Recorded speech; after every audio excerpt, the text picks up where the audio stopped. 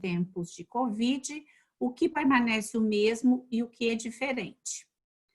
E esse autor, que é o Scott e o Kim, eles fazem uma frase muito simplesinha, diz assim: estamos vivendo tempos verdadeiramente novos. Os princípios éticos permanecem os mesmos, mesmo que alguns se tornem mais significativos do que outros à medida que surgem novos contextos.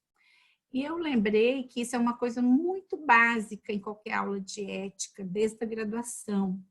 A gente sempre está falando da questão de valores e de como esses valores estão naquela eterna balança das prioridades. E eu falei, é um bom jeito de a gente começar. O que essa balança, as nossas prioridades, o que está se tornando mais importante, será que está mudando? Para quem que está mudando? Porque uma coisa é falar num grupo que discute ética há muito tempo, então você já está na nossa veia, né? A gente está sempre vendo, a gente está sempre olhando qualquer situação, por mais corriqueira que seja, a gente está sempre com os óculos, assim, às vezes a gente se acha até meio chata, mas com óculos da ética. Mas eu acho que para uma grande parte da população, para uma grande parte dos estudiosos, talvez não seja o óculos, a lente, a que eles estão habituados, né, a verem. Então, eu comecei pensando isso, é mesmo, precisamos pensar o que está mudando nas nossas escalas de valores, o que está se tornando mais significativo.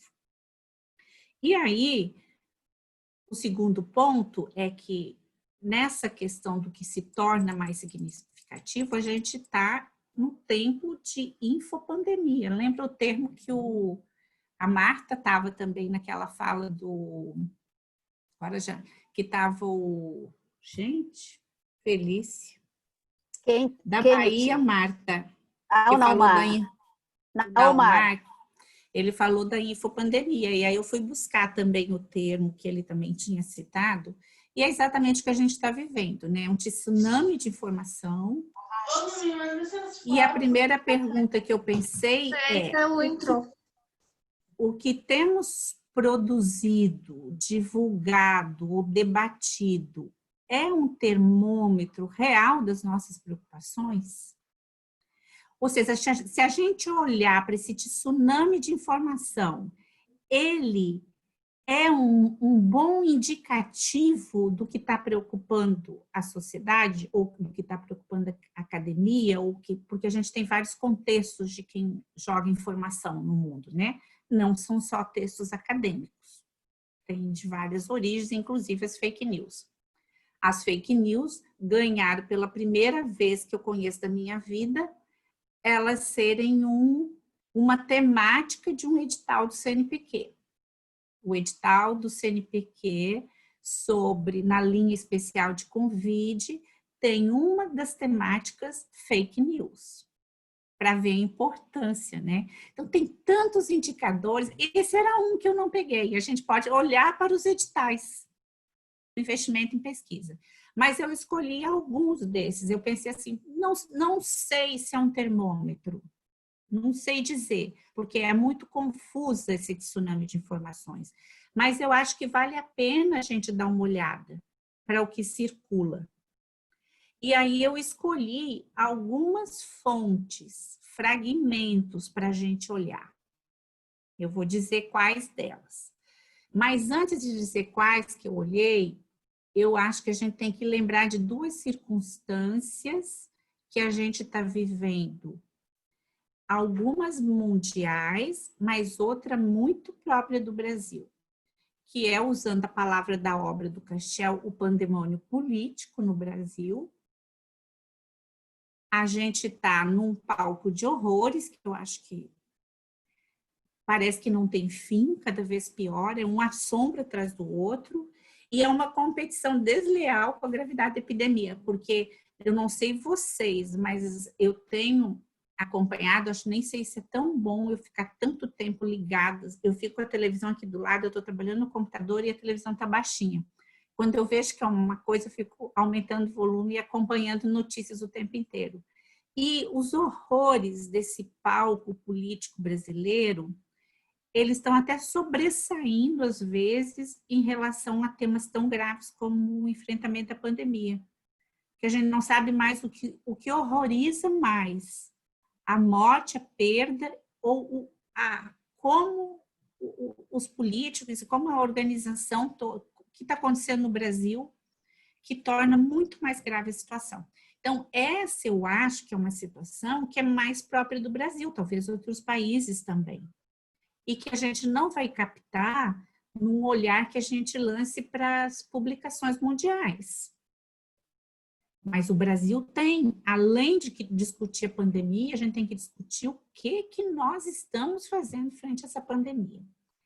E outra tentação ou resistência, eu acho que a gente tem que fazer, é essa armadilha entre as urgências e as prioridades que parece que o tempo todo faz uma cisão na nossa racionalidade, na nossa cabeça, como se uma coisa, priorizar alguma coisa, significa abrir mão de atender outra urgência, outra coisa tão importante. Começou com a coisa da economia e a vida. Mas se a gente for ver, acontece a todo momento, e isso também quando a gente olha artigos acadêmicos. Quando a gente se foca no trabalhador, por exemplo, é muito forte, e é claro porque é urgente a questão da proteção individual, das EPIs, da biossegurança. Isso é importantíssimo, ninguém nega. Mas, às vezes, parece que quando você quer discutir questões como o sofrimento psíquico, o sofrimento moral, você não está descartando ou achando que EPI não é um problema. Então, essa lógica de escolha de Sofia está muito forte hoje nessa cadeia de informações. E eu acho que isso é uma coisa que a gente tem que estar sempre fazendo uma resistência, porque é como se tudo fosse muito urgente. O que é mais urgente num palco de tanta urgência? É argumento, é um argumento ético, moral, técnico, político, dizer que não se pode contratar mais profissional porque primeiro tem que comprar respirador e EPI? As velhas questões que a gente tem, elas só estão atualizadas. Essas discussões de prioridades, elas sempre fizeram parte do as escolhas difíceis no campo da saúde. Só que agora elas parecem que se tornam muito mais radicais por causa da premência, porque todo dia está se abrindo cofre e as pessoas estão morrendo. E não tem tempo para fazer essas discussões, ou teremos tempo para fazer essas discussões quando? Então, esse foi, assim, digamos, uma introdução. Mas aí eu vou falar para vocês. Está tudo bem até aqui? Podem fazer um sinalzinho? Eu fui buscar 3 fontes, 2 principais, assim, bem de garimpagem.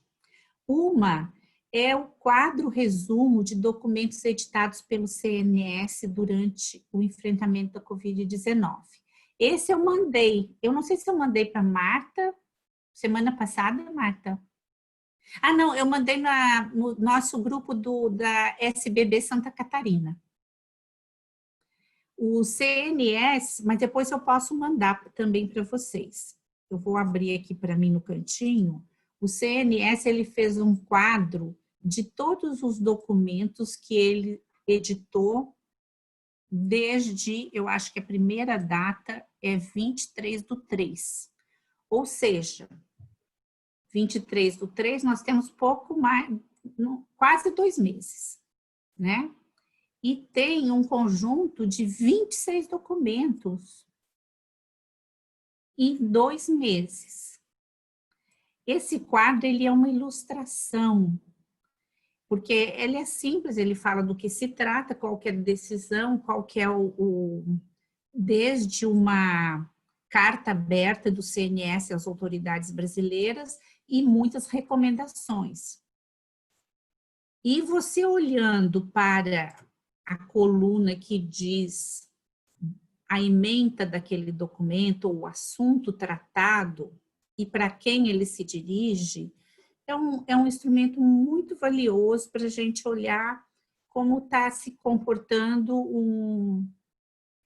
ou reagindo, porque a gente vê ali as reações que o movimento social organizado, uma instância muito importante de participação social na saúde, aquela está respondendo.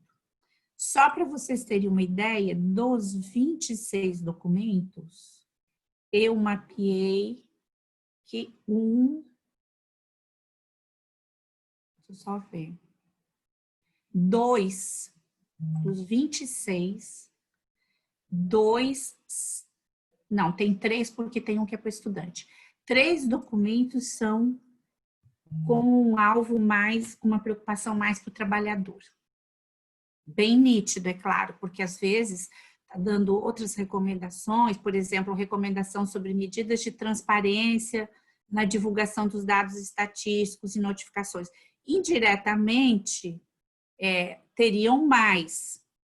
Até vou achar aqui mais uma, dá para colocar. Mas de 26, cerca de 4 tratam mais especificamente do trabalhador.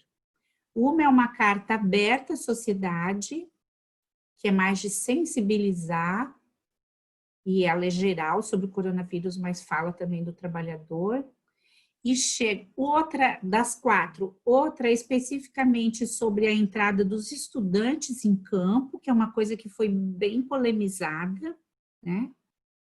E a mais importante, talvez, foi no dia 30/4, ou seja, nós temos 20 dias atrás, o CNS lança a campanha de proteção aos trabalhadores e trabalhadoras dos serviços essenciais, não só de saúde, todos os essenciais. Quando saiu aquela campanha que proteger o trabalhador é proteger o Brasil. Aí, primeiro que é importante a gente olhar isso, eu acho que devemos acompanhar mais atento isso. Mas a gente pensar que o tempo que leva, por que a gente precisa chover no molhado, por que essas coisas são tão... É tanta coisa básica que precisa ser reafirmada. Acidente, o Brasil é o 4º país do mundo em número de acidentes de trabalho. Isso é antigo. O que a pandemia faz piorar? Então, sempre, ao mesmo tempo que a gente gosta ou acha importante que saiam essas posições, sempre tem aquele outro lado dizendo: precisa uma pandemia para a gente prestar atenção no trabalhador? Precisa uma pandemia, primeira vez que eu sou enfermeira, a Marta, tem outras aqui enfermeiras, primeira vez que nós fomos para o Jornal Nacional, teve um espaço enorme no dia da enfermagem, as condições de precariedade do trabalho são, assim, péssimas. Isso é antiguíssimo. Nunca precisa uma pandemia para lembrarem algumas coisas sobre os trabalhadores. E será que vai ser feita alguma coisa se a gente continuar com essa cisão de que agora é EPI e respirador? Não sei, essas são as minhas dúvidas. Então, a primeira fonte foi essa quadro resumo do CNS, que eu recomendo que a gente dê uma olhada. A segunda fonte, eu não sei se vocês devem ter olhado, porque todos nós estamos no meio desse tsunami, né? Eu vou fechar aqui o meu WhatsApp, para não ficar fazendo esse bip-bip toda hora. A outra foi a PUB Covid-19, que eu até vou abrir aqui, foi o site de publicações. Deixa eu mostrar para vocês aqui a tela. Eu não coloquei o link. Deixa eu ver se abre aqui, porque outro dia eu tentei abrir de novo e não estava. Tem horas que ela não abre. Não sei se vocês visitaram. Ah, tá aqui. Deixa eu voltar aqui e compartilhar a tela. Vamos ver se eu consigo.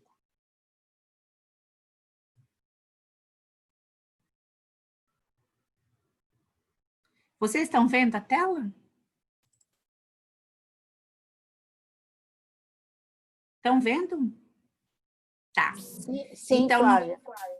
não sei se vocês viram, esse daqui é uma compilação de publicações mundiais que está neste site da PubCovid. E eu fiz umas continhas muito básicas. Primeiro, se a gente olhar aqui as diferentes temáticas, agora eu vou ter que voltar aqui na minha soma, nós temos 51 temas para mais de 5.000 publicações, só sobre o Covid no mundo. Esse site ele é atualizado diariamente. Então, quando eu somei tinha 5.000 e pouco, já deve estar diferente. Ah, tá aqui, ó. E atualização de ontem, nem era 5.000. Última atualização, update de 19/5, ontem, 10.500. Eu estava falando mais de 5, mas... Quando eu peguei, eu acho que foi semana passada que eu peguei. Tinha, os temas continuam sendo esses. Tinha 51 temas. Esse aqui eu não tinha aberto hoje para ver, mas era mais, não era tanto. E eu fiz, e tem várias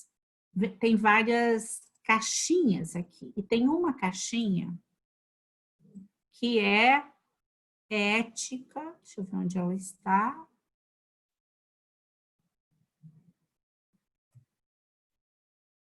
Eu não estou achando, mas não tem problema. Tem uma dessas caixinhas que é sobre... Tá na direita, tá ali, é a ó. penúltima.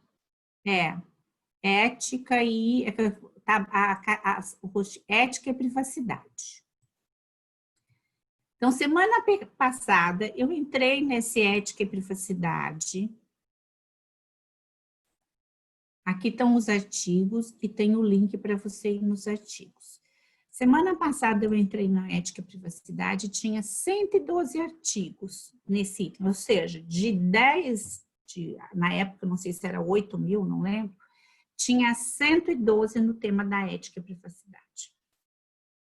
Eu fiz um quadrinho, olhando só títulos, é claro, porque eu não ia conseguir abrir todos os artigos, mas só para ver que temas que estavam aparecendo. Tinha 21 que trabalhavam temáticas bem especiais sobre disparidades, desigualdades de populações específicas. Tinha a situação de mulher, de migrantes, de vulneráveis por N razões de vulnerabilidade. Aqui, temáticas bem clínicas, ou seja, faziam reflexões éticas, mas sobre questões bem clínicas, da oftalmologia, de várias áreas de especialidades e algumas mais gerais. Aqui eu coloquei um item de deliberação que tem muito a ver com a clínica, e aqui talvez eles estejam meio misturados, às vezes eu classifiquei hora um, hora no outro, mas que envolvia as deliberações, por exemplo, a questão dos respiradores, quem vai para o respirador, critérios e guidelines para respaldar. Então, era aquela interface da decisão clínica e o princípio ético envolvido naquela decisão clínica. Um grande conjunto sobre alocação de recursos, que também diz respeito a isso, tanto institucionais como em políticas, regulação, aqui um conjunto sobre normativas, sobre países, sobre aspectos legais, envolvendo regulação mais geral do sistema. Informação, aqui talvez entrava um pouco qualidade de informação, transparência. 6 sobre trabalhadores, só 6 abordando especificamente questões que dizem respeito ao trabalhador, e 17 ou que pelo título não dava para saber, ou eram panoramas muito gerais, a China, a França, e faziam uma relação. A primeira coisa que eu achei foi assim, muito, claro, temas muito importantes, mas muito pouco foco no trabalhador. Aí eu falei, vai ver que o trabalhador está naquele outro item, que tem um item lá, uma caixinha de profissionais de saúde. Aquele item de profissionais é nada a ver com questões éticas. É bem aquela coisa de proteção, de EPI, bem básica mesmo. Aí, será que isso aqui é um termômetro? Lembra que a minha pergunta é, se a gente olhar para essas fontes, elas estão mostrando alguma coisa? Eu não sei, eu estou numa fase que quanto mais eu olho, parece que menos eu enxergo. Então, é mais para compartilhar com vocês essas dúvidas.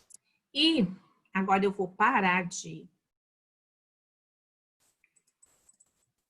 Vou tirar essa página aqui, que era só para mostrar para vocês. Acho que vocês já conheciam esse site aqui do PubCovid? Já, a gente já tinha tido né? acesso. Ele já circulou. O que é bom, eu acho, essa coisa da atualização praticamente diária, porque a gente consegue, às vezes, acompanhar, buscar mais fácil. Bom, se tem uma coisa que a gente não está podendo reclamar nesses tempos é de facilidade de informação. Como é que eu faço para parar de compartilhar a tela? Eu acho que é lá em cima, Flávia, bem no alto. Nas opções ali, a visualizar opções, você abre, aí você clica em interromper compartilhamento.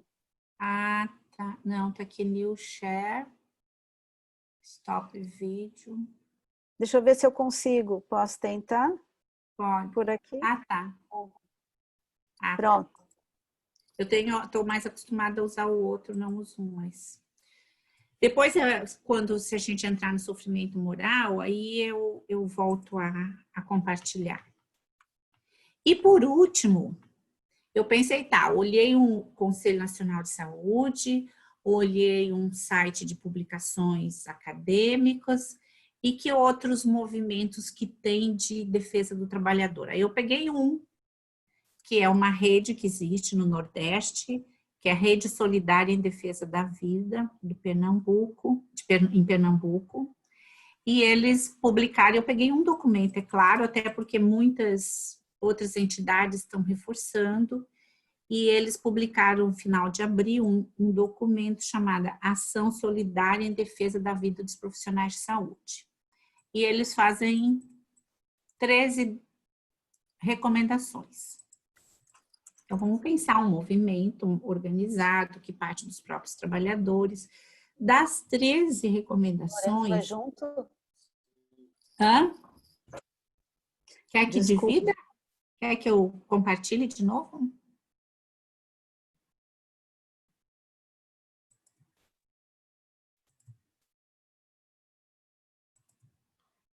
Então, das 13 recomendações que eles fazem, eu só pintei e colori aqui, de novo, há um reforço muito grande, aquela questão que a gente não pode esquecer, que diz respeito especificamente à biossegurança, EPI e proteção. Óbvio, há um conjunto que é basicamente de treinamento, escala, organização do trabalho, aquelas medidas internas ao trabalho. E olha uma coisa, precisa uma Covid, uma pandemia, para dizer que as atribuições profissionais precisam ser respeitadas, sem demandar do trabalhador por tarefas em desacordo com suas habilidades profissionais. Olha, eu não sei em outras áreas, mas para a enfermagem, isso aqui é a luta de séculos. isso está configurando, está aparecendo em pautas de negociações e está se dando visibilidade a isso agora. E tem um conjunto aqui vermelhinho, aliás, o vermelhinho é o das EPIs, né? E de limpeza, segurança. E um outro aqui verde, que são realmente medidas específicas para a pandemia. Por exemplo, disponibilização de leitos de hotéis para descanso, transporte especial para transportes, gratificação especial, pensão integral aos familiares em caso de morte. Isso realmente são medidas, assim, vamos dizer, mais pontuais, que podem acontecer agora e depois não ter mais. A testagem, que é um problema sério.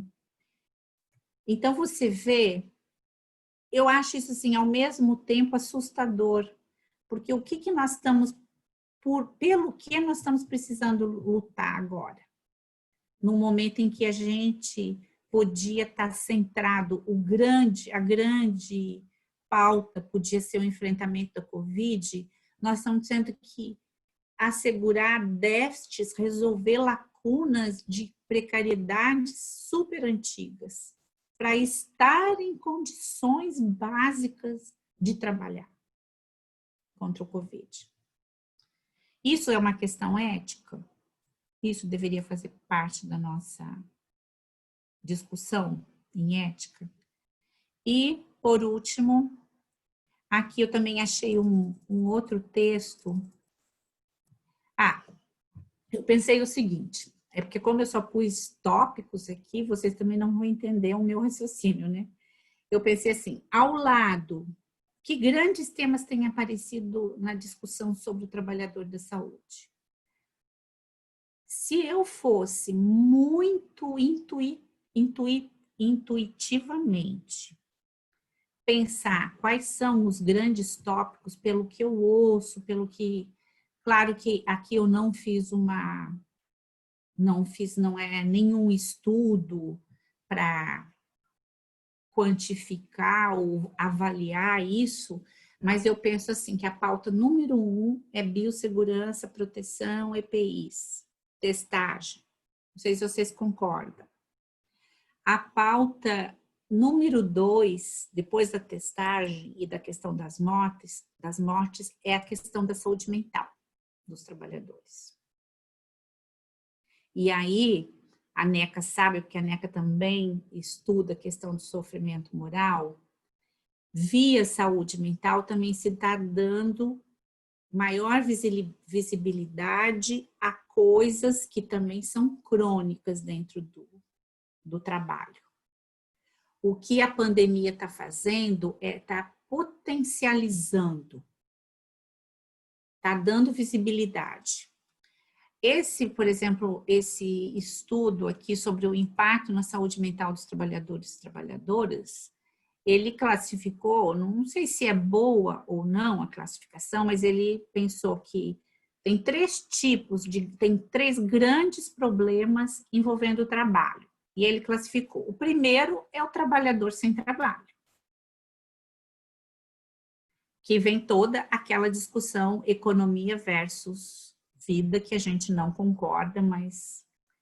O segundo são os teletrabalhadores, os trabalhadores remotos e o home office, e o quanto que, embora a gente ainda esteja numa fase de achar que bom que tem o home office, que bom que muitos não precisam estar na situação de cima, trabalhadores sem trabalho, mas a gente ainda não parou para pensar que consequências tem esse home office na vida dessas pessoas.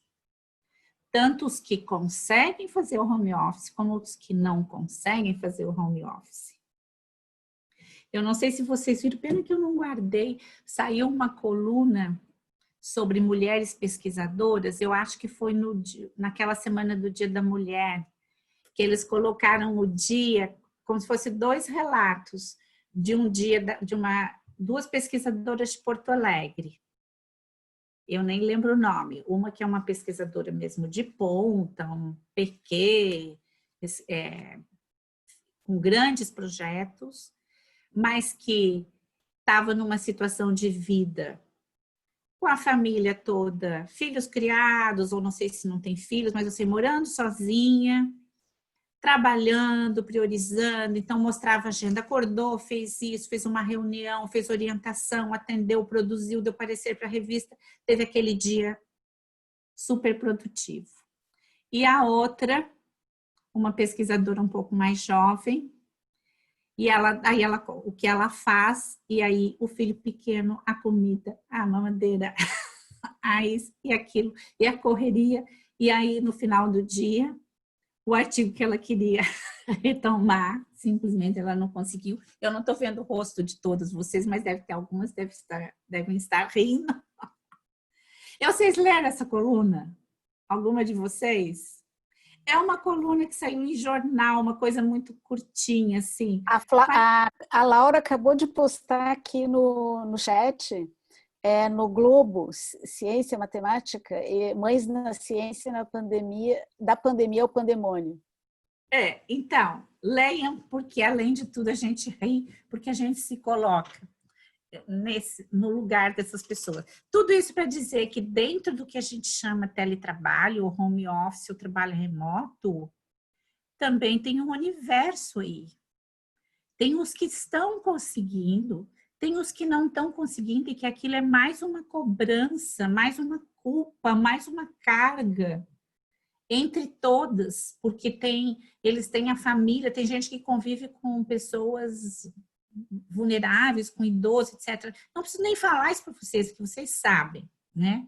Esse autor nem fala disso, isso aí foi eu que tentei lembrar. O que ele fala é que há por trás deste conjunto de trabalhadores uma intensificação que pode estar acontecendo por aumento do ritmo, por prolongamento da jornada de trabalho e por administração por estresse. Assim, aquela coisa de eu ter que responder e que aumenta a carga de estresse e maior desgaste. Eu tô aqui, ó. Eu acho que eu tô trabalhando mais na pandemia. Tá virando um pandemônio. Intensificou, prolongou minha jornada, porque às vezes eu sento aqui e fico 12 horas. Agora eu tirei, vocês não estão vendo, porque eu tirei. Eu estou já usando aquelas coisinhas aqui por causa do Ler Dot na minha mão, por causa de ou é celular ou é notebook. Então, nós também não estamos discutindo isso. Nós só estamos discutindo que bom que estamos. Eu já me peguei falando assim, já ouvi vários falando assim. Ah, não, tá ótimo, estou conseguindo trabalhar. Quer dizer, eu estou conseguindo trabalhar. Em que condições, como está sendo esse trabalho? E o que ele chama de trabalhadores em tempo de guerra, que também, de novo, às vezes a gente não gosta muito, né, daquela alegoria dos que estão na trincheira, na linha de frente, toda a linguagem da guerra. Mas aqui entram os serviços essenciais, e entramos nós aqui. E o que ele diz, que eu concordo, é que são 3 situações de fragilidade. São diferentes, não podemos olhar com o mesmo olhar para todas, mas que há problemas de fragilidade, de perda de condições de trabalho e mudanças da forma de trabalho que vão indicar isso aqui, ó, possibilidades reais de sofrimento e adoecimento. Talvez algumas formas novas. Então, lembra que eu estou falando que tem coisas antigas de décadas de adoecimento, de sofrimento, de acidente de trabalho? Além disso, digamos, as formas de sofrimento que nós já sabíamos lidar, agora tem outras que a gente ainda não sabe lidar.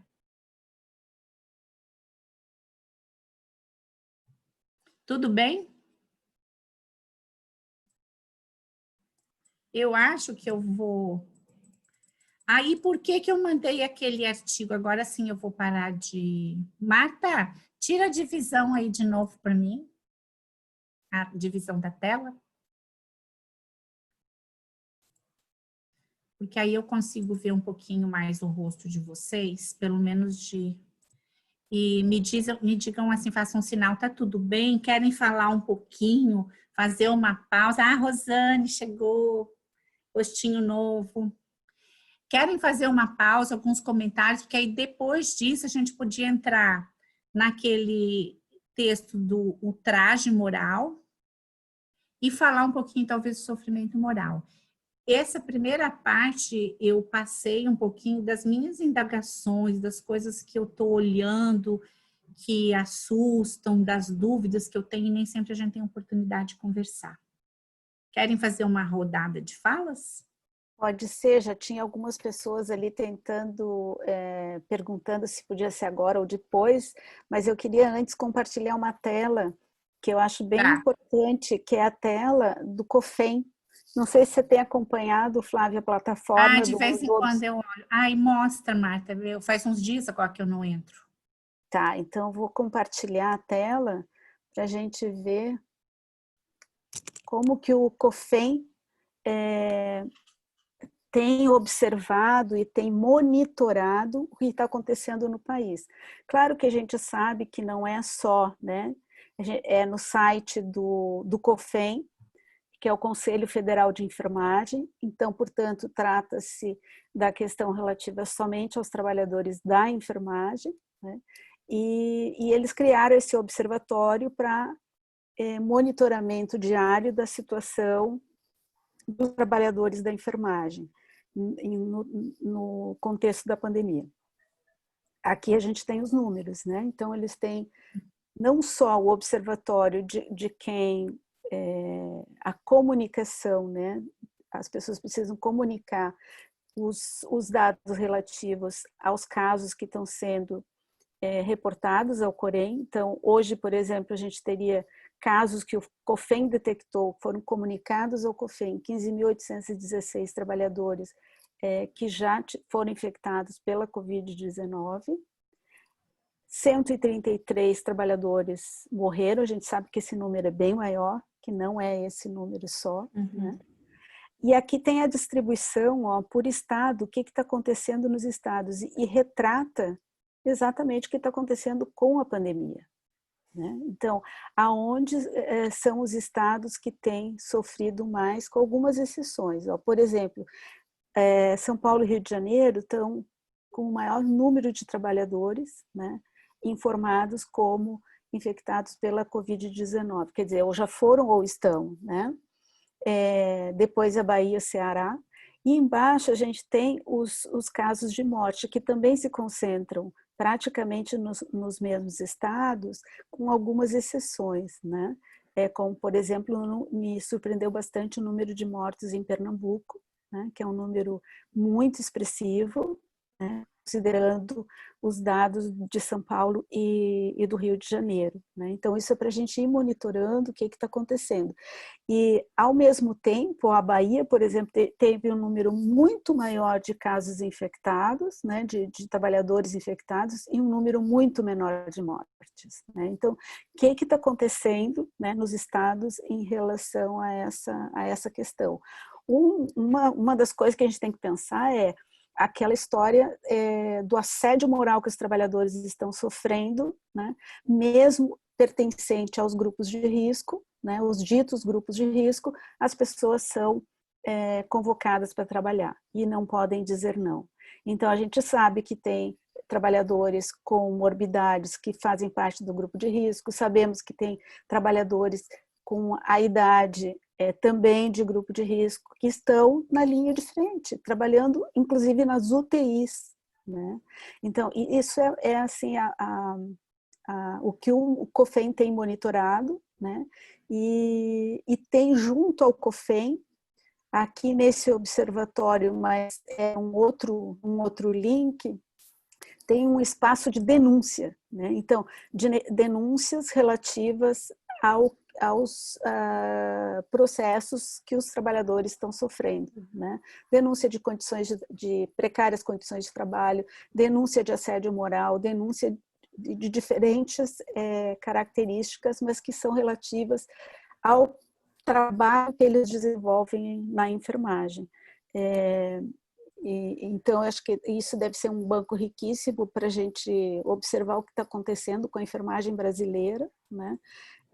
Queria dizer também que é justamente nesse cenário em Brasília, mas a partir do sindicato, né, que tem ocorrido aquelas manifestações, né, de mostrar, visibilizar a precariedade do trabalho da enfermagem e mostrar o real que tem acontecido, né? São manifestações mais fortes, né? Vocês todos acho que assistiram na mídia nacional, não sei até se não foi na mídia internacional, quando os enfermeiros vão para os 3 poderes em Brasília, mostrar o número de mortos de trabalhadores da enfermagem e são agredidos, né? Verbalmente, fisicamente, por pessoas que a gente sabe que estão do outro lado, né? Estão na ideologia negacionista, né? E que acabam violentando, né, os trabalhadores. Mas isso é muito representativo, é importante a gente pensar sobre isso. Posso descompartilhar? O pessoal já acompanhou? Pronto. Ok?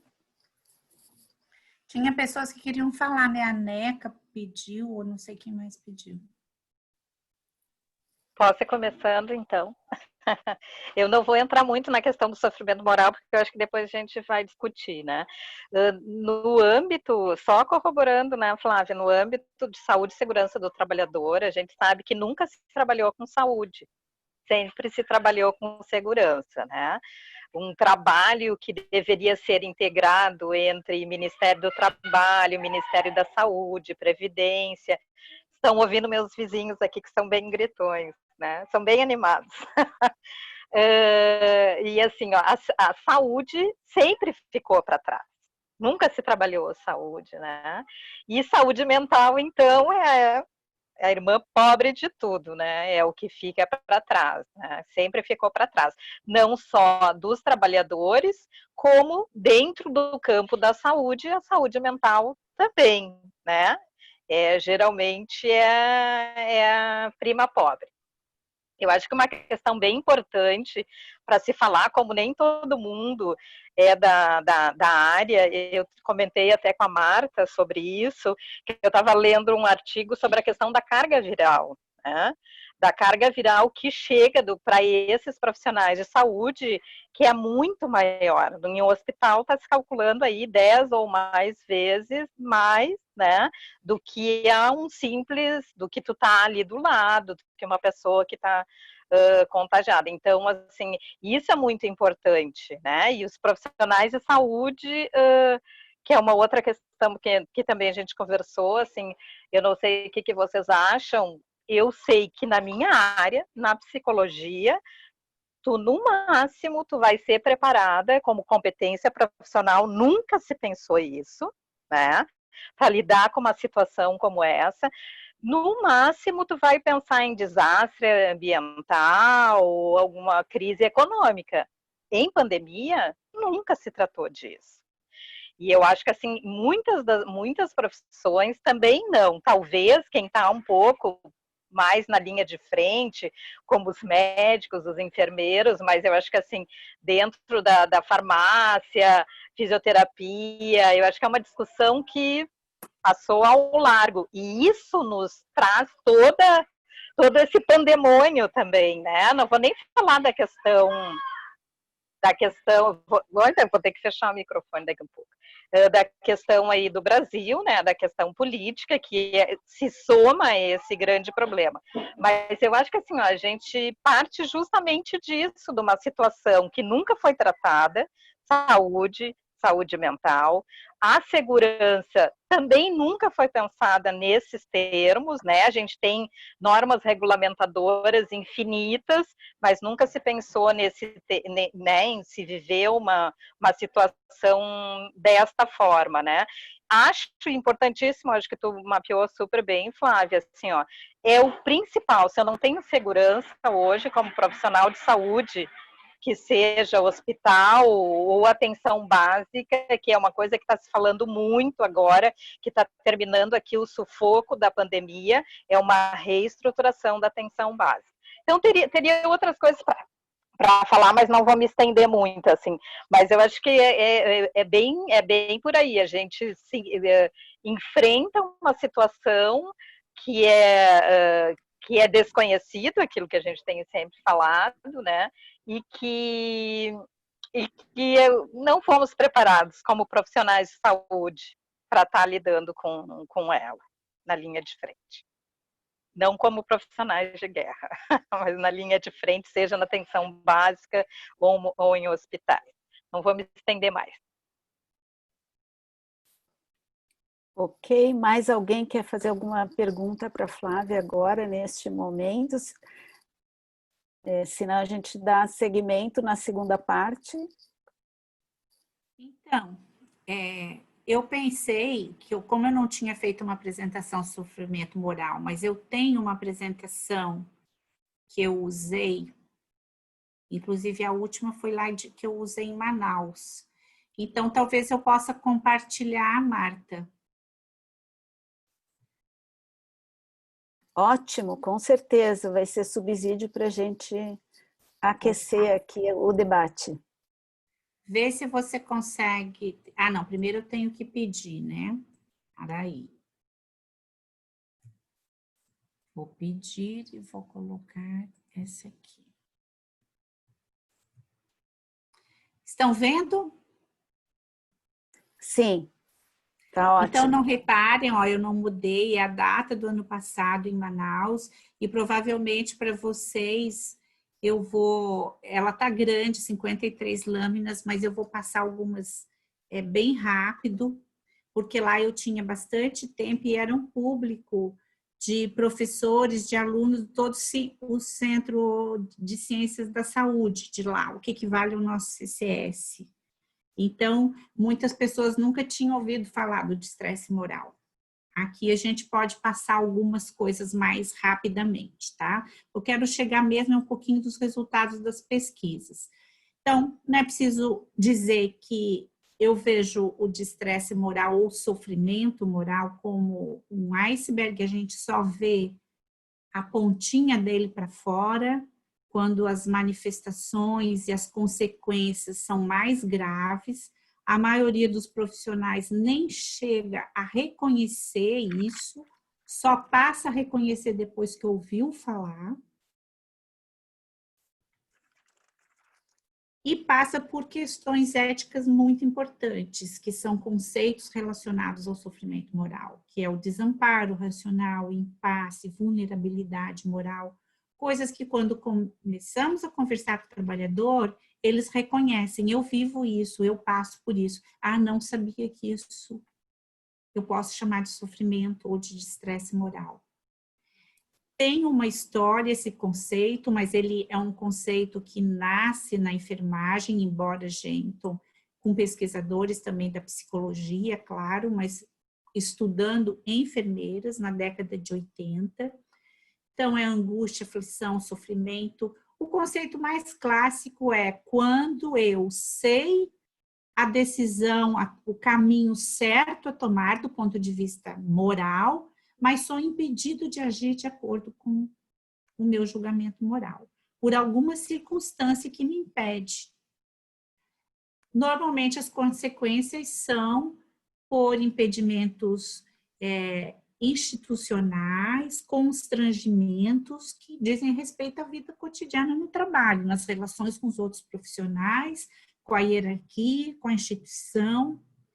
E do conceito inicial de estresse moral surgiram vários outros derivados. De estresse reativo, resíduo moral, que é aquele, digamos, é o crônico, é um inicial e o crônico. Sempre vai ter esse trio.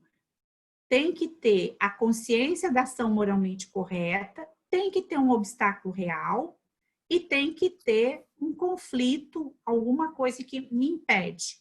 Eu não posso imaginar, eu sofro, mas você está sendo impedida de agir? Tem um impedimento? Então, não é sofrimento moral. Para ser sofrimento, porque tem várias... A gente não pode imaginar que todo tipo de sofrimento é um sofrimento moral, é de estresse moral. Que elementos que precisam haver para esse conceito. Embora seja um conceito que está sendo... que ele é muito... como já tem décadas de estudo, já está sendo apontado. Será que é um conceito que a gente deve abandonar, deve ampliar? E por isso tem surgido vários outros. Ele tem levado a estudos sobre sensibilidade moral, ultraje moral, é um conceito que surgiu nessa linha, que foi aquele texto que eu mandei para vocês, ultraje moral, que é a indignação. Então, para mim, o conceito de moral distress, ele surgiu, porque ele abriu os olhos de toda uma comunidade de trabalhadores e de estudiosos para um conjunto de problemas. Ele é um construto. Trabalhar com ele exige trabalhar com competências morais, com deliberação moral, com julgamento moral, com sensibilidade moral. Não dá para trabalhar sozinho, mas ele abre os olhos para que a gente enxergue diferentes situações. E a gente vai avançando temporalmente nesse campo de pesquisa. Então, ele na enfermagem, ele é considerado como um dos principais problemas na profissão, porque aí vem a questão de autonomia, da sobrecarga, das relações interprofissionais. Por que a enfermagem reclama tanto de não poder, às vezes, decidir conforme ela julga necessário? Mas, eu vou mostrar alguns estudos, ela não é exclusiva, já tem sofrimento moral sendo estudado em outras categorias, embora década de 80, 90, até os anos 2000, é quase só de enfermeiros. E a partir de uns 10 anos para cá, que tem mais estudos com outros profissionais. Só um pouquinho, tá tocando o interfone aqui. Johnson, vocês falam aí um pouquinho que o interfone não vai parar de tocar. Tranquilo. Consegue atender ali? Ok. Deu, o Johnson foi atender. Tá. Nunca toca esse interfone. Seguindo. Então, aqui está aquela questão que ela é muito importante, um elemento chave é o sentimento de impotência, e um limite que os estudos vão mostrando é que é um limite que a gente tem que assumir, quem estuda o sofrimento moral. Sofrimento moral é autorrelatado. As pessoas dizem que sentem. A Marta, eu posso relatar um problema que eu tenho, que eu estou sentindo para a Marta, e a Marta pode pensar, que coisa mais ridícula. Por que vai sofrer com isso? Ou por que não fez assim? Por que não reagiu? Por que não? Isso não é um impedimento para mim. Mas para a Marta, por exemplo, mas para mim foi um sentimento de impotência real.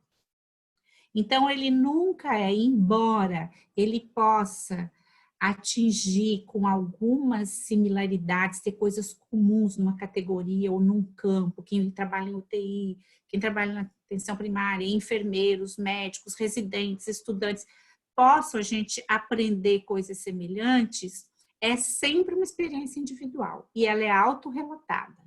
E hoje pode ser, eu posso relatar que eu estou me sentindo impotente, estou sofrendo, e daqui uma semana, aquela mesma situação, eu não estou mais me sentindo impotente e não estou mais. Porque alguma coisa aconteceu que eu desenvolvi uma outra forma de lidar com aquilo. E aí, por isso que hoje também há muitos estudos já saindo da simples descrição do fenômeno para discutir o que se pode fazer, o que se pode mobilizar, o desenvolvimento de competências morais. Tá. Tem várias causas discutidas, sempre há restrições internas e restrições externas.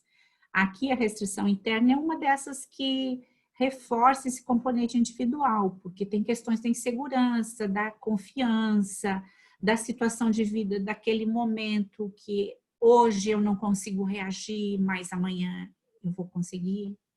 Mas as causas externas, elas são mais crônicas, porque inadequação de recursos, de qualificação, conflitos dentro das relações profissionais, é difícil de resolver. A pessoa pode desenvolver mecanismos para lidar com aquilo, mas não necessariamente foi atacada a causa, foi resolvido o problema. Foi resolvido a impotência dela, o sofrimento dela. Tem várias relações hoje interessantes sendo feitas, inclusive com o sentimento de impotência no exercício do advocacy por parte do profissional. A capacidade do profissional defender o que ele acha correto, melhor, defender a perspectiva do paciente. Esse eu acho que, se a gente for ponderar por tempos de pandemia, eu imagino que essa deve ser hoje uma questão muito forte com o Covid. Porque os profissionais e de adoecimento psíquico, porque fica muito forte a incapacidade que eles têm de resolver, de dar uma resposta positiva para o paciente e para os colegas. Ver um colega adoecendo e morrendo deve dar um sentimento de sofrimento muito grande e tem implicações morais de sofrimento moral. Consequências, elas são lastimáveis, porque elas nem sempre elas são apreensíveis, visíveis, porque ela vai se tornando aquela coisinha que o profissional diz, mas isso já faz parte do meu trabalho.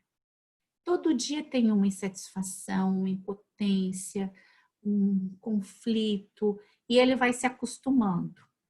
E tem as mais visíveis, então tem a raiva, a frustração, a autodepreciação, a desvalorização silenciosa, o isolamento, chegando ao ponto de ruptura da integridade moral. Ele não se sente mais, ou não se coloca mais no cenário do trabalho como uma pessoa que deve ter sua integridade moral respeitada. Nós tivemos, falando dos estudos, e eu estou falando que eu ia ser mais rápida e não estou conseguindo, mas eu vou dar uma acelerada. As primeiras décadas dos estudos, elas foram muito voltadas fora. Vamos imaginar, quando eu falo fora, começou nos Estados Unidos e foi muito para a Inglaterra. Tem poucos estudos em outros lugares do mundo. 90% da publicação de sofrimento moral é Estados Unidos e Inglaterra. Aí depois tem, é claro, outros países da Europa, tem Turquia, tem até Japão, China, etc. E tem América do Sul com o Brasil. O Brasil, acho que agora a gente, depois de mais de uns 10 anos, acho que a gente já pode dizer que a gente tem um conjunto de estudos. Mas a primeira vertente foi, vamos fazer psicometria. Foi construir escala para medir o fenômeno. Nós também fizemos isso, porque a gente achou que a gente tinha que passar por todos os degraus. Mas as primeiras escalas, a Moral Distress Scale da Corley, que foi a primeira, ela é muito para o cenário americano. Para vocês terem uma ideia, ela é desenvolvida em hospital e as maiores aplicações para contexto de UTI. Então, os problemas que a psicometria faz aqui é muito relacionado com a decisão da futilidade terapêutica, com as decisões do direito, da autonomia, do conflito da família com a equipe sobre essas decisões. Uma grande parte é sobre isso. Aí surgiu uma segunda etapa, uma nova fase ainda que era, precisamos sim medir, mas precisamos de escalas mais adequadas a outras realidades.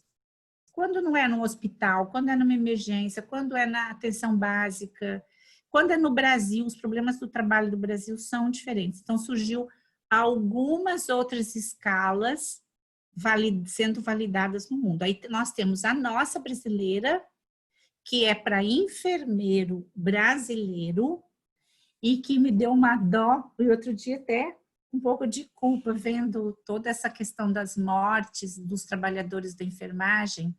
Eu lembrei que quando a gente fazia a pesquisa, colhia dados, e que foi divulgado, alguns auxiliares e técnicos queriam responder.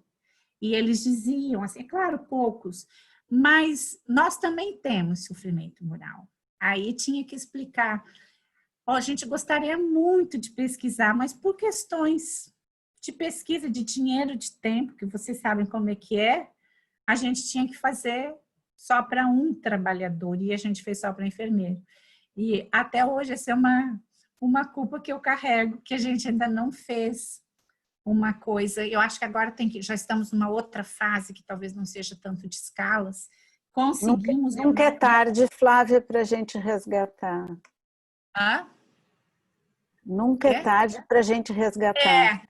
Eu acho que precisamos, já tem, não coordenado por mim, mas de pessoas, de outros pesquisadores que a gente conhece, a Laura conhece, já está sendo feito no Rio Grande do Sul, que também foi um dos que primeiro começou, fazendo com profissionais, com estudantes, eu também participei, agora já tem a publicação da escala específica para os estudantes. A Laura está trabalhando, e uma outra aluna minha de pós-doc, que fez pós-doc, está trabalhando com professores. Então, está ampliando. E, ao mesmo tempo, a gente está numa nova fase de pesquisas, que é essa daqui, que é de explorar lacunas e limitações conceituais e trabalhar agregando novos elementos. Por exemplo, a questão da agência moral. A agência moral é como se fosse assim, numa simplificação muito grande, é o oposto do sofrimento, que é a possibilidade, é a manifestação moral, é quando ele se torna agente, quando ele consegue decidir.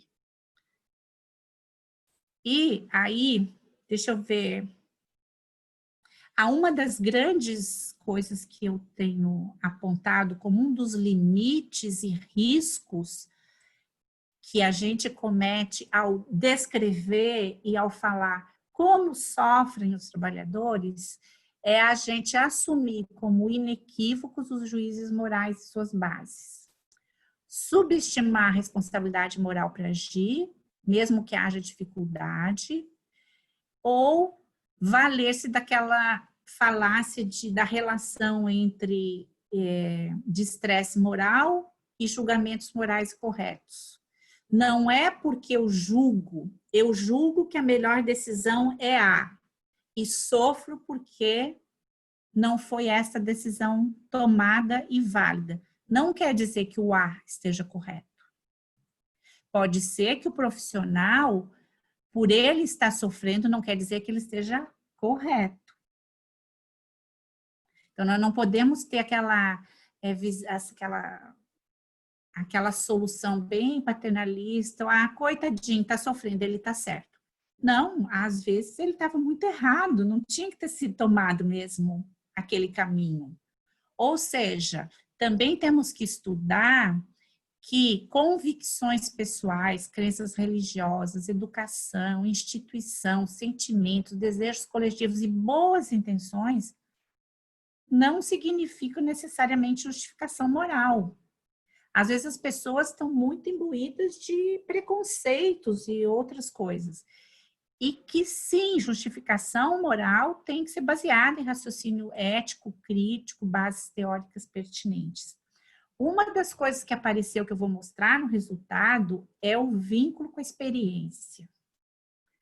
Os estudos quantitativos, que a gente nunca está satisfeita só com eles, e não devemos mesmo estar, mas eles dão umas dicas importantes. Uma das coisas que a nossa escala mostrou foram correlações do sofrimento moral com tempo de formação, idade e experiência, e tipo de serviço também. Mas a experiência nem sempre quer dizer que eu só adquiro coisas boas com a experiência. A experiência pode levar a um aumento da confiança em seus próprios valores, um aumento do posicionamento, da firmeza, do conhecimento técnico-científico, daí eu argumento mais, defendo mais, mas ela também pode levar à imposição moral e arrogância moral. Eu sei mais porque eu estou aqui há mais tempo. Eu conheço mais como as coisas funcionam. Eu sei, eu tenho 30 anos de formada. E a gente sabe que onde entra a arrogância do ponto de vista moral, a ética vai embora, né? E então, nem sempre a gente pode ter essa idolatria da experiência, embora ela conte. Não é nem que ela é ruim, mas não podemos idolatrar como sendo a panaceia para, se fosse assim, a gente não errava mais, né? Eu, então, já tinha virado santa. Se bastasse idade, né?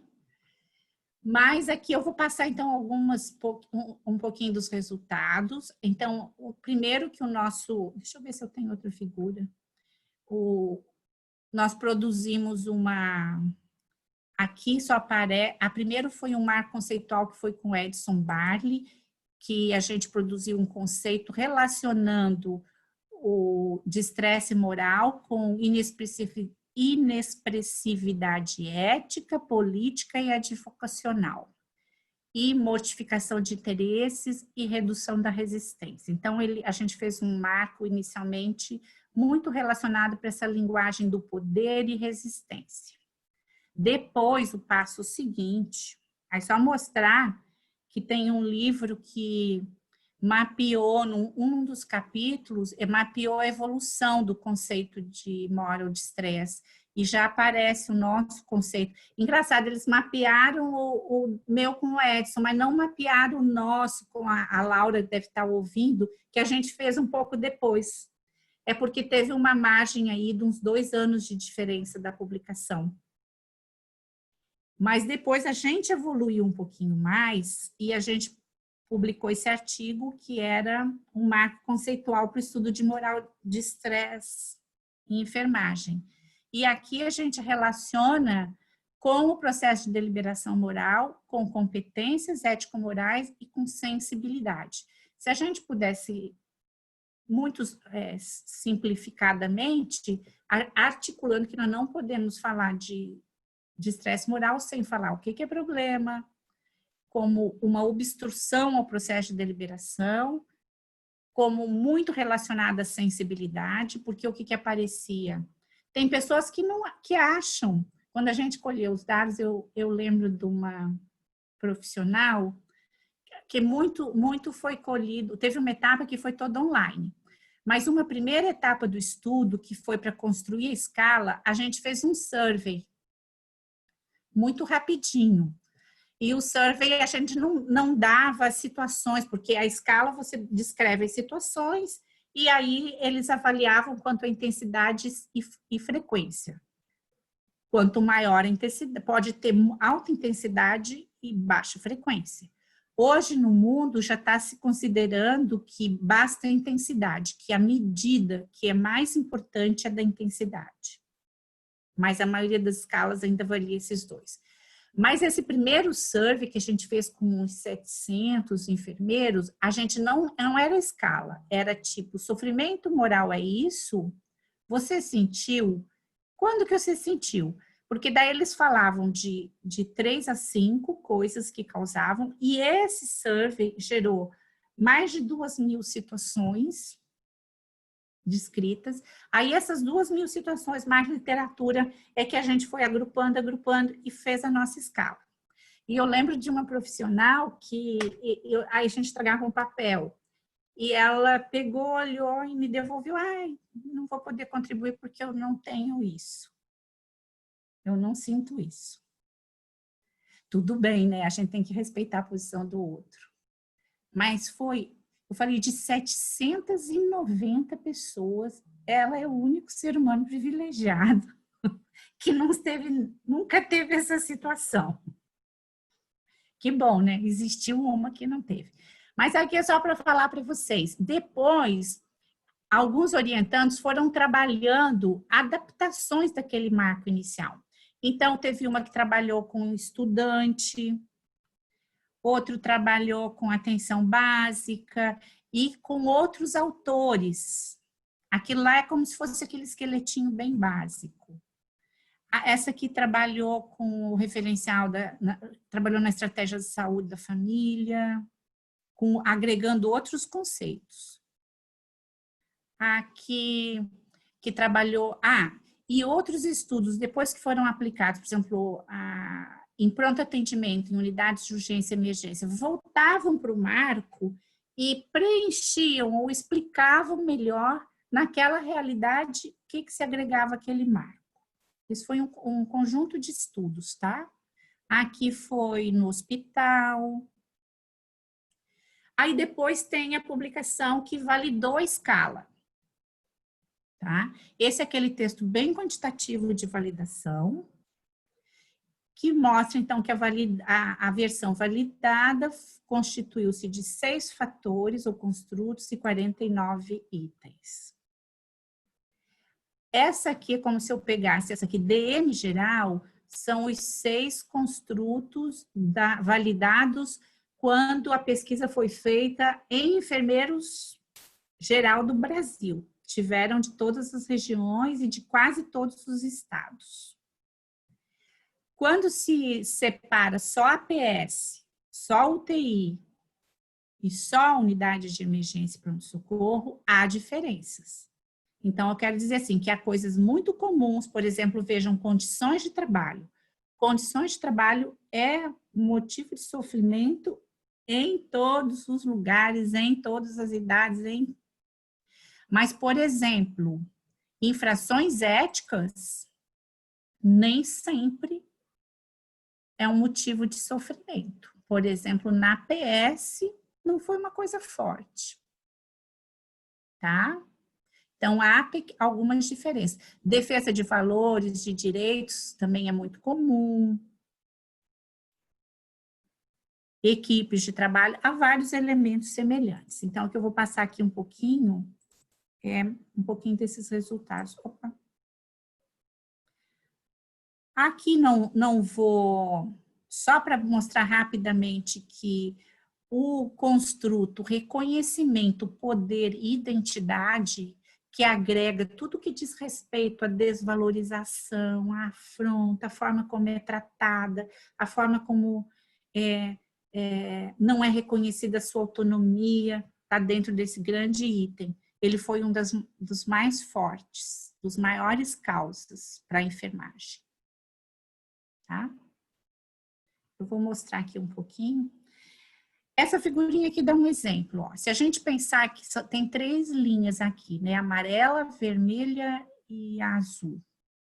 Amarela, se a gente pensar que foram índices médios, que já são considerados sofrimento moral importante, mas não é intenso.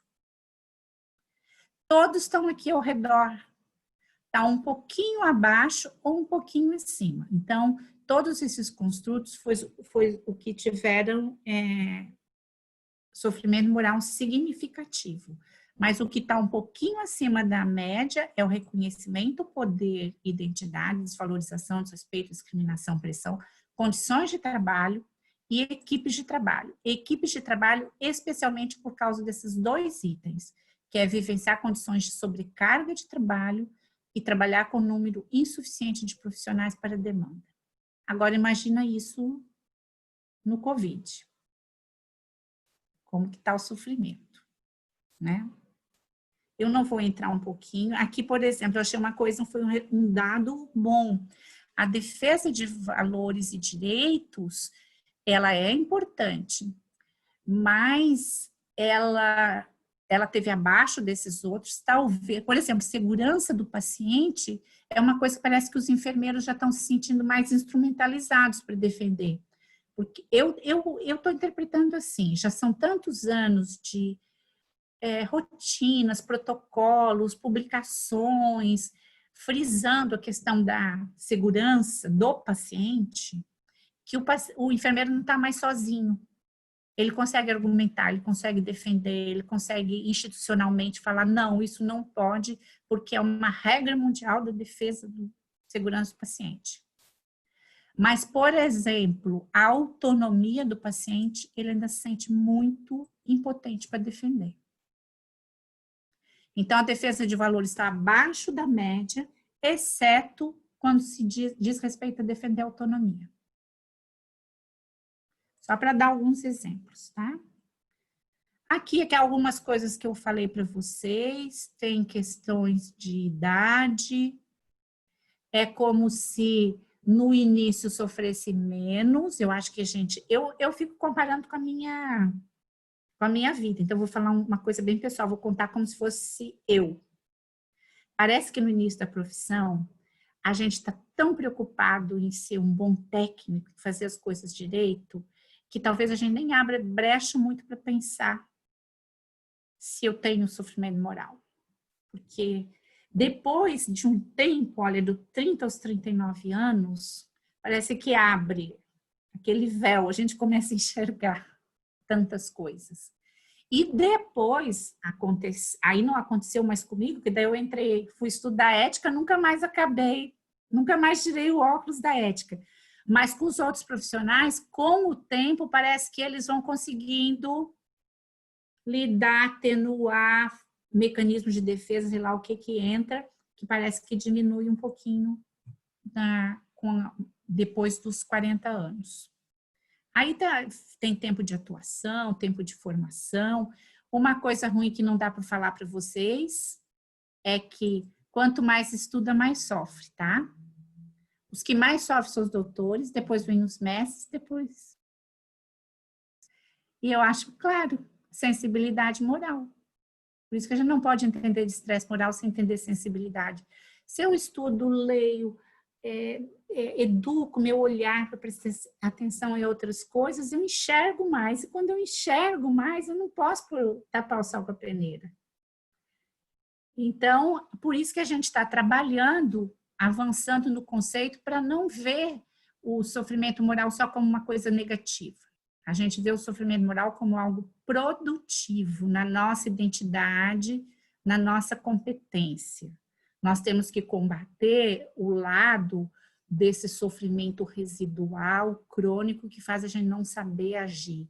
Mas esse alerta moral que nos cutuca, que nos incomoda, que nos causa de estresse, ele é essencial para mobilizar a busca de assistência melhor, de trabalho digno, de cuidado qualificado. Porque quem acha que está tudo bem, não vai ter essa busca. Então, a notícia ruim é que quanto mais vocês estudam, mais vocês sofrem. A notícia boa é que é bom, ainda bem, que tem esse estresse moral, porque se não tivesse, era um mau sinal.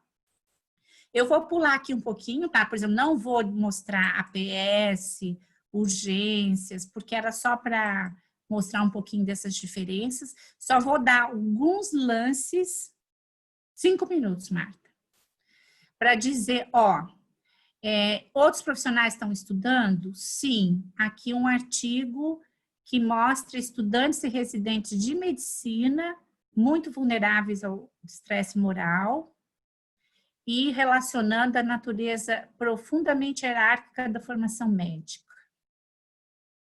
Mesmo médicos em posições mais altas de hierarquia estão também relacionando sofrimento moral com limitações pela burocracia, políticas e recursos. Aqui, em vários profissionais de saúde, eles fazem uma pergunta: como a preservação da integridade e o crescimento profissional devem ser equilibrados durante a profissionalização dos formandos? Então, tem surgido também um conjunto de estudos mostrando a importância na formação de desenvolver os espaços de diálogo, o ensino da ética baseado no problema, na problematização. Eu acho que são bons sinais. Aqui mostrando, comparando com médicos. Aqui tem uma sigla que eu acho que é como se fosse o nosso fisioterapeutas, social workers, que eu acho que é tipo assistente social, né? E olha só, o que muda algumas vezes é a escala do que faz sofrer mais. Por exemplo, assistir o paciente que sofre por uma falha, lacuna na provisão de continuidade, é a causa número 1 para médicos e a causa número 3 para enfermeiros. Já realizar ordens médicas para o que considero tratamentos desnecessários, o médico não vai sentir isso. Quem sente é enfermeiros e assistentes sociais. Então, assim, houve muita convergência, o que houve foram situações pontuais que dizem respeito às atribuições profissionais e o poder também dentro das equipes. Aqui foi feita uma escala para profissionais de saúde, aplicado a todos, mas dentro de cuidados críticos. Aqui também tem uma sobre como lida com o sofrimento moral. Então, tem desde quebrando as regras até aqueles mecanismos. Eu evito aquele paciente, eu evito aquela tarefa, eu evito aquilo que vai me fazer sofrer.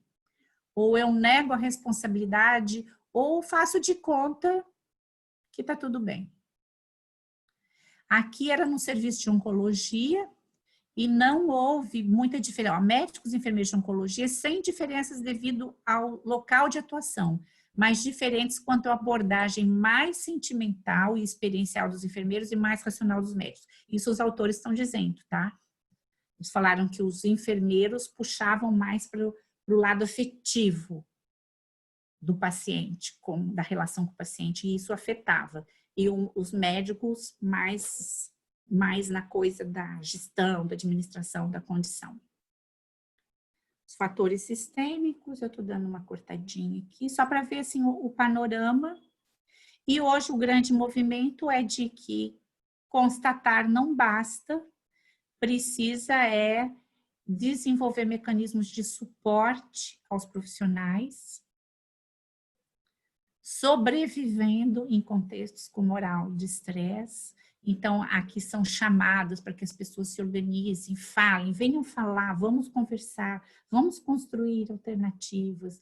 É claro, a gente tira de coisas assim, bem institucionais. E trabalhando conceitos como resiliência. Aqui é coisas do professor, tá? Eu não vou apresentar, mas só para dizer que aqui também é um artigo nosso, aliás, de aluno. E como nós temos vários professores aqui, a gente tem feito estudos com alunos e com professores. A grande causa do sofrimento do aluno, quem é? O professor. E qual que é a grande causa do sofrimento do professor? O aluno e o colega. Aí empata. Aí empata é o colega, tá? Mas o do aluno aqui, o professor como fonte. Aqui, quando a gente fala aqui já é dos professores. Não, esse aqui é outro, 499 estudantes, foi uma outra pessoa. E esse aqui, eu estou pulando um pouquinho. Tá, esse já é um estudo que fez comigo no pós-doc, a Grazi, do Rio Grande do Sul, que também já estudava isso há muito tempo, e ela relacionou o sofrimento moral de estudantes com depressão e com distúrbios psíquicos menores. E a relação, então, afeta aquilo que mais tradicionalmente a gente chama de saúde mental, né? Entre aspas. E, novamente, os alunos houve uma relação também com maior carga horária de prática, as bolsas, porque não pela bolsa em si, mas o fato de ele estar com muitas demandas, né? E aí ele também uma convivência mais direta e com o fato de já estar atuando em hospital, em bolsas de assistenciais, de extensão, etc. De professores, aparece muita coisa relacionada ao aluno, mas também ao professor, com os colegas. É bem triste esse aqui, tá? Porque aqui já não é mais esse conjunto de estudos que, tirando a escala, eles foram todos estudos qualitativos daí. Então, não que os outros não sejam tristes, mas é quando você tem oportunidade de ouvir com narrativas maiores, que não sejam só uma resposta numa escala, você vê mais a carga do sofrimento das pessoas, como elas não estão conseguindo. E os professores também estão sofrendo muito. E por coisas que, assim, problemas éticos mesmo. Não é porque a universidade, porque eu não tenho sala, não tenho computador, porque lá no hospital você fala, falta um material, falta o básico. O do professor não é pelo básico, não. São relações de trabalho com exploração, com assédio, com violência não no sentido físico, mas no sentido do desrespeito, da desvalorização, coisas que a gente poderia evitar, não era para estar acontecendo entre colegas, né? Então, eu não vou falar isso. Aí, a gente desenvolveu as duas coisas. Com o professor, a gente desenvolveu o que causa o sofrimento e o que você faz. Que medidas você toma. E aí, tem alguns resultados também, mas, essencialmente, ou é pela busca de apoio dentro do próprio grupo, diálogo com os colegas, ou é buscar alternativa fora para manter minha saúde mental, não, aqui eu não consigo resolver, mas eu caminho, eu vou no cinema, eu brinco com meu filho, eu faço yoga, blá, blá, blá. Então, não é resolver as causas, é aliviar as tensões, né, que eu levo para casa. Então, eu estou pulando, tá? Mas depois vocês podem ter acesso a isso daqui. E agora, só para fechar, por causa da questão do sofrimento moral, nós estamos agora com a Laura. A Sabrina não entrou, né? O grupo mais próximo nessas pesquisas, a gente tem partido para discutir ambiente de trabalho. Já existia o conceito de ambiente saudável, mas a gente está trabalhando como também ambiente favorável ao cuidado de excelência. Lembro da Mirelle, que sempre defende que a excelência não é muito, a excelência é o que a gente deve buscar. Então, a gente não pode se contentar com mais ou menos, nós temos que ter ambientes de cuidado excelentes e temos que ter ambientes de formação excelentes também. Então, a gente tem trabalhado, e eu não pus aqui porque já é outra pesquisa, a gente está trabalhando como conceitos integrados no construto de ambientes saudáveis, o ambiente eticamente expressivo, ambiente de qualidade do ponto de vista da subjetividade e da ética. Porque senão, de novo, vai cair para o ambiente saudável ser o que tem EPI, que tem isso, que tem aquilo, que tem... Claro, tem remuneração, tem várias coisas, mas a gente não pode esquecer deste componente, senão, de novo, tapando o sol com a peneira. Era isso, gente. Este aqui é uma fala que é do livro do Canguilhem, que sempre que eu estou... Você cortou? Eu cortei. Põe de novo, Flávia. Eu achei que você já tinha terminado. Não, eu vou ler. O Canguilhem cita o Fitzgerald. E toda vez que eu me sinto pessimista, eu leio isso aqui. Eu já apresentei em várias apresentações, eu ponho isso como slide final. Quando eu estou pessimista, eu leio isso aqui. Deixa eu arrastar isso aqui. Toda a vida é, desde cedo, um processo de demolição. A marca de uma inteligência de primeiro plano é a capacidade para concentrar-se em duas ideias contraditórias sem perder a possibilidade de funcionar. Por exemplo, deveríamos poder compreender que as coisas carecem de esperança e, não obstante, estar resolutos a transformá-las. Então, quando eu estou sem esperança, eu falo, não importa, vamos sem esperança mesmo, mas vamos em frente, não dá para desistir. É isso, gente. Obrigada, Flávia. Ó, a gente aplaude assim, ó. Aplausos para vocês que aguentaram me ouvir. Eu vou pedir um segundo para todos, que eu vou interromper, vou parar a gravação, não só pausar. Eu acho que eu vou parar a gravação e vou abrir uma nova gravação para o arquivo não ficar muito grande, tá bom? Tá.